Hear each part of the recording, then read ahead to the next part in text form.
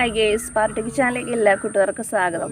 അതായത് മഴക്കാല സമയത്ത് നമ്മുടെ പറമ്പുകളിൽ തഴച്ചു വളരുന്നൊരു കളച്ചെടിയാണിത്. ചീരയാണെന്ന് പറഞ്ഞിട്ട് നമ്മൾ ഉപയോഗിക്കാറുണ്ട്. നമ്മളുടെ സാധാരണ ഉപയോഗിക്കുന്ന ചീര പോലെ ഇത്തരം കളച്ചെടികൾ ഉപയോഗിക്കുന്ന നമുക്ക് ശരീരത്തിന് അപകടവും ക്ഷണിച്ചു വരുത്തുകയാണ് ചെയ്യുന്നത്. ഇത്തരം കളച്ചെടികൾ അതായത് ഒരു വെള്ളക്കെട്ടുള്ള സ്ഥലത്ത് അല്ലെങ്കിൽ ചെളിഞ്ഞ സ്ഥലത്താണ് കൂടുതലായിട്ട് വളരുന്നത്.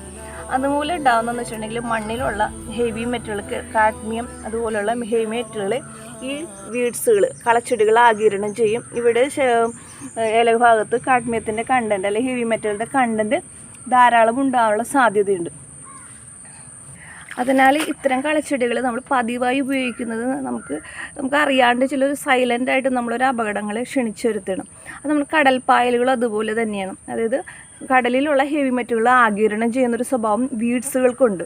വീഡിയോ ഇഷ്ടപ്പെട്ടെങ്കിൽ ലൈക്ക് ചെയ്യുക, ഷെയർ ചെയ്യുക, സബ്സ്ക്രൈബ് ചെയ്യുക. Thank you for watching.